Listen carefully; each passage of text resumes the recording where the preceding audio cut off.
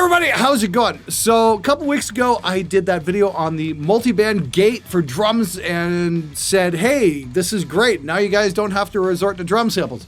Wow, did I ever get a lot of hate comments for that. Oh man, you're a bastard. You're just gatekeeping. You're doing this. It's like, what the fuck? Yeah, rock sure got a lot better when we stopped letting humans play on the records and started letting robots play the fucking drums.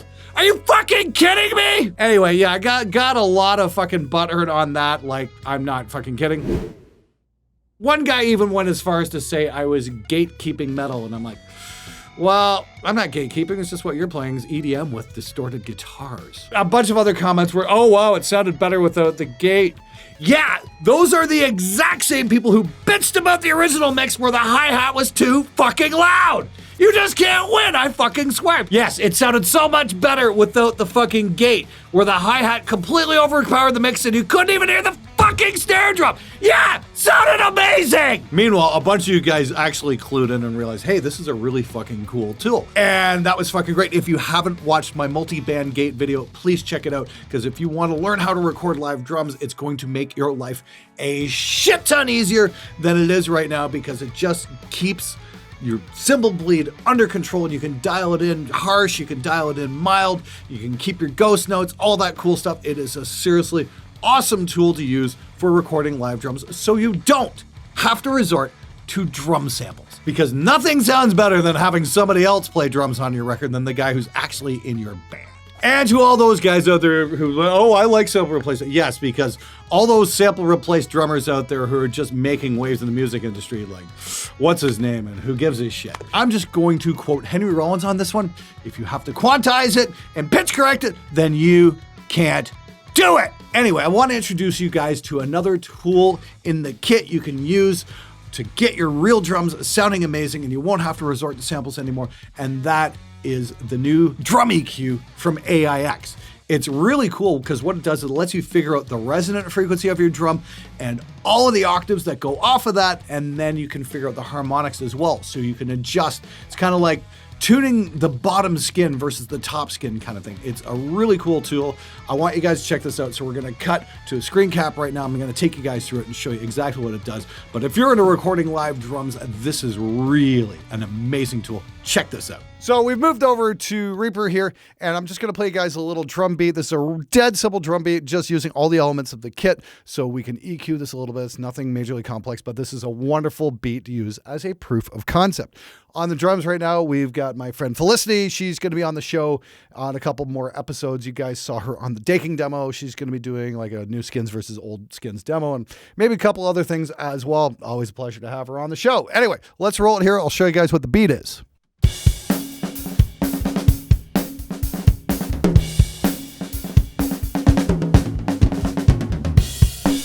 Okay, so yeah, the mix is pretty much completely un-EQ'd. It's just the raw mics and whatnot, and you can hear a little bit of a whoo going on, and that might be the toms resonating, but I've got a sneaky suspicion a lot of it's coming from the snare as well.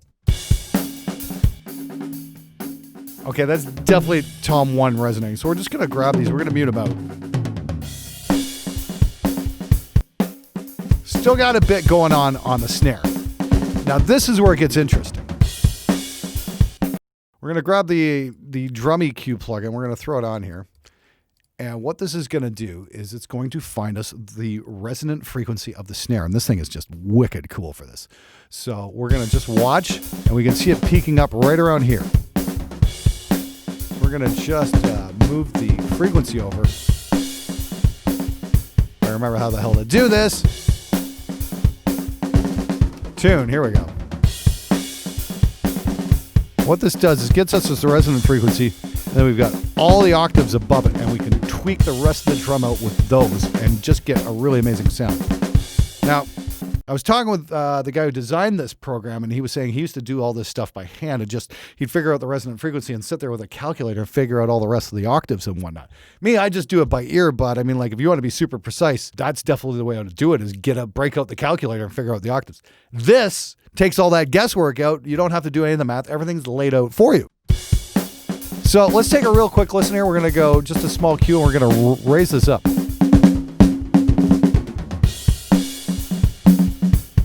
You hear the thump there.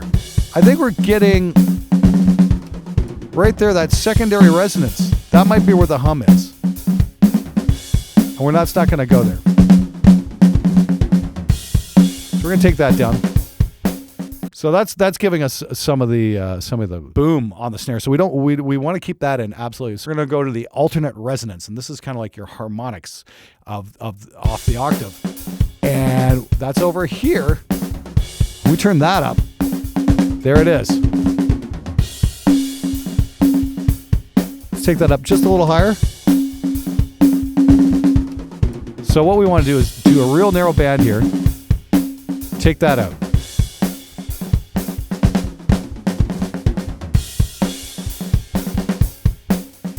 So if I widen that, we can get a bit more thump on the snare.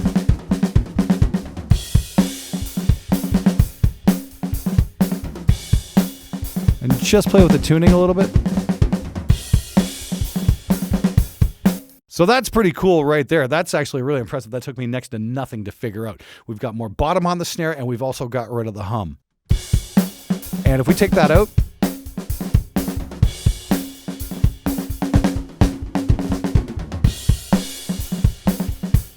so that's pretty cool. Now let's add a little bit of snap. We're going to go up to maybe the 7th octave there.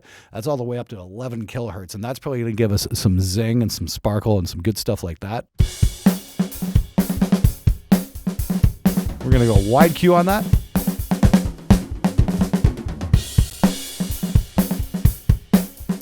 Wow.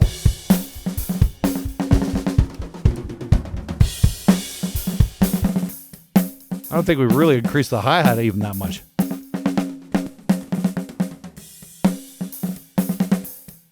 Now, the programmer was telling me if we grab one of the alternate resonances somewhere up around the mid-range, we can add a bit of angriness to this drum. This might be super cool here. Let's try that out on right about here. Let's see what we get.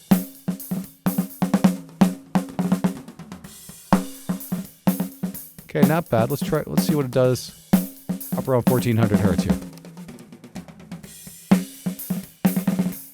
Don't want to get too papery though. If we take about 700 hertz out, we take... That's pretty interesting right there. So before and after.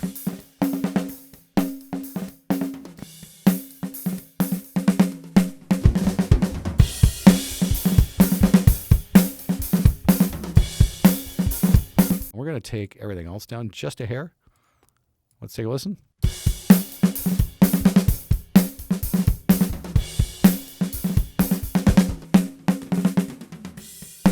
Now, of course, if you want to get rid of that hi-hat bleed, all you got to do is use the multi-band gate on that, and you are set. Let me just drop that in. I'll show you what I mean. Taking a listen to the snare here, if we have both the drum EQ and the multi-band gate going, and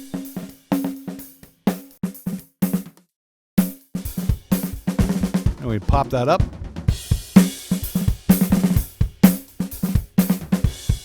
That's pretty cool right there.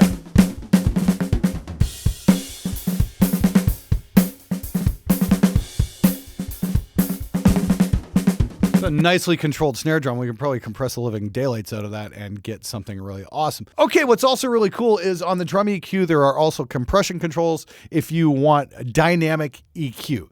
Now, I'm not exactly sure how all this is going to work. They haven't really walked me through it. I'd say hit up their website for more details. I've been messing around with it a little bit.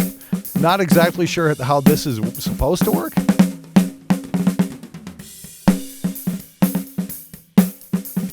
This is just popping up for just the drums.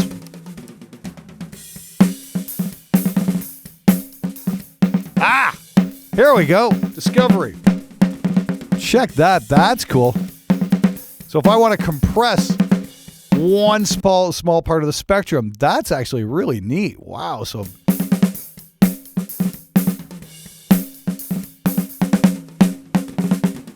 just hit the threshold here. We should get some motion here in a sec. There we go.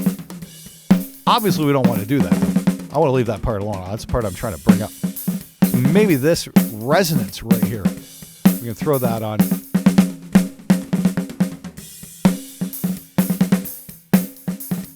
That's pretty neat. So that really gets rid of the ring, but just on the hits and leaves it kind of in place for sustain. That's kind of cool too. So if you want to do that sort of thing, that is super useful. Wow, that's really cool. All right, so let's try it on a floor tom here, because this might be a lot more fun. I've got it up here, and I've already got a bit of a preset going on. Let's see what's going on with the floor tom, and see if we can maybe tune this to get some real nice bottom end out of this floor tom, and maybe give it a bit more sustain. And again, the thing to remember about those alternate resonances is a great way to add perceived bottom end if you're playing on small speakers like cell phone speakers or computer speakers or something like that, because chances are they don't reach into your bottom octaves. So if you add some extra either octaves or alternate resonances higher up where you can hear more in, say, the mid-range, it might make it perceive like it has more bottom end. Let's see what we got here. Wow. Okay. So you can see we've got the resonance. We got the main resonant frequency right about here. So we can bring that right up. Let's try. This is like what, octave 3 here. Bring that in. Yeah, it's a little. Might be all right. We bring this up.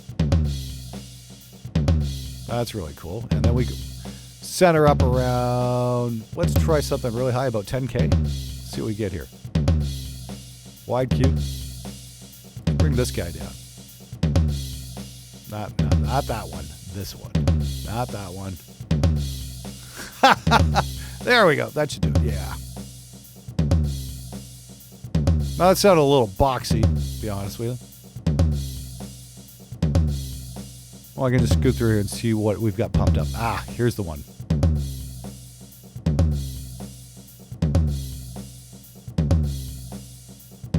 That's pretty cool. We'll take that down.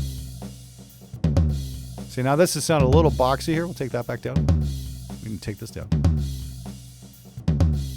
So 340. Bring this down right around a kilohertz. That's kind of neat. And then we're back up around this frequency again. Let's see what we get.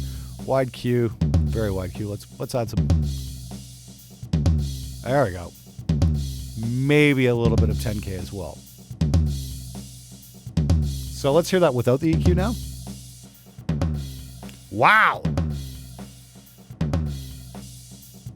So that just added so much more perceived bass into the mix, just with a few of those very small EQ moves.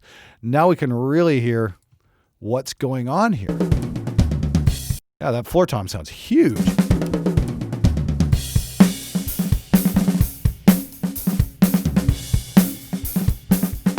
Put that multiband gate back on.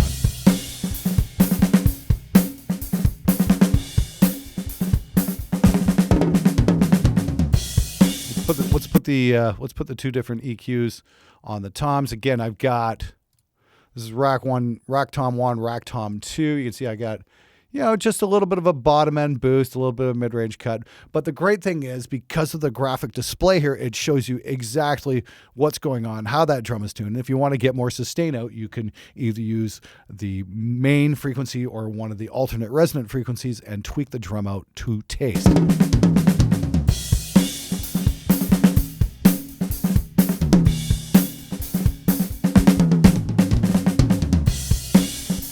And again, we can probably throw on a multiband gate here. I think I've got a preset for this. Okay, so now I've got a couple multiband gates going as well in conjunction with the drum EQ. And these have just really transformed these toms into...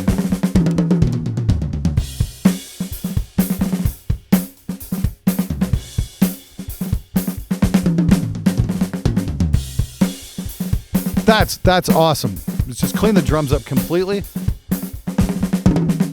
If I were to select all these tracks and turn off all the effects.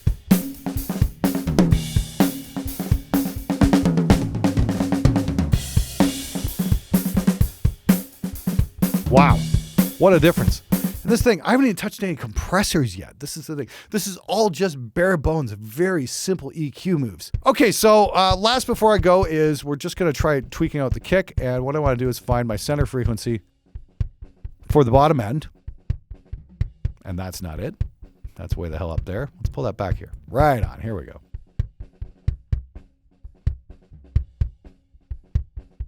That's already got some nice thump. And I might want to do the second octave here to give a bit more perceived bottom end on the smaller speakers. Jeez, that's cool. And we're probably going to want to get way up here to get some snap with a very wide Q. There we go. Holy crap.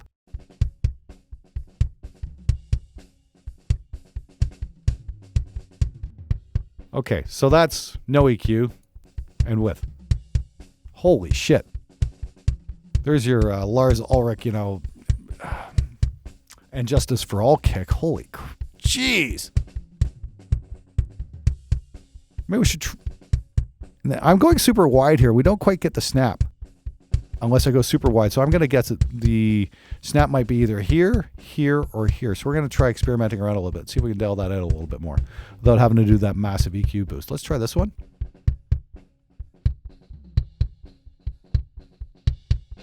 Not quite, no. One more time. Okay. Let's try this guy up here. Let's try the alternate. A little bit.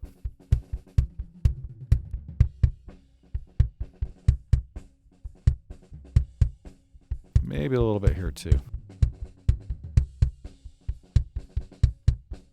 Go back here.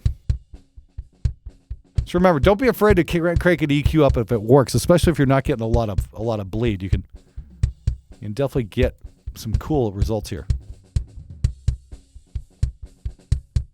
That's a lot of snap on a felt drum beater. That's really cool. And again, we can take out that spill with the multiband gate.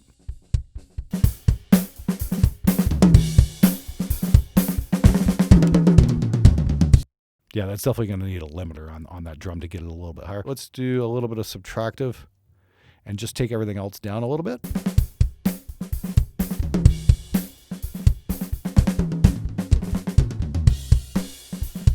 Okay, that might be a little much now. I can take this down and just dial it to taste.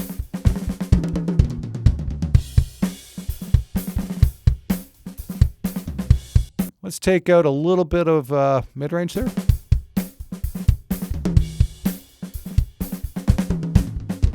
Maybe a little here too.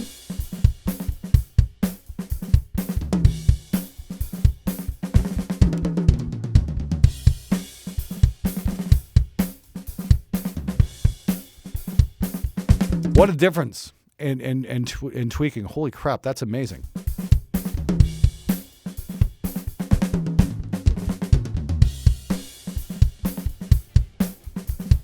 Holy crap, you know, I'm really blown away by that. That's just absolutely amazing. It really didn't take very long to get those drums just sounding absolutely killer. Holy smokes. I know a bunch of you guys grabbed the AIX DSP multiband gate. It's absolutely phenomenal. The drum EQ is on sale for $69 right now. I know it's a limited time sale, so if you're into mixing live drums, well, you just saw the proof right there. I would definitely run over to the store and grab a copy of this because this looks to be absolutely essential for EQing real drums. Like I said, you could definitely sit there with a calculator and figure everything out. There's nothing stopping you, but wow, is this ever going to speed up your workflow? And when it comes to speeding things up, I'm all for that. As long as you keep the musician on the recording instead of replace them, you know, with artificial bullshit like so many metal records do these days. This, we actually got to keep the drummer and just tweak the drums out and get them sounding quite large with absolutely minimal effort. So you don't have to rely on samples, just get the right tools. Anyway, hopefully you found this video useful. Head on over to AIX. I'll have some links in the description below, all that good stuff. Thanks again for watching. Hopefully you found it useful. And if you did, make sure you hit the subscribe button, and I'll see you next time.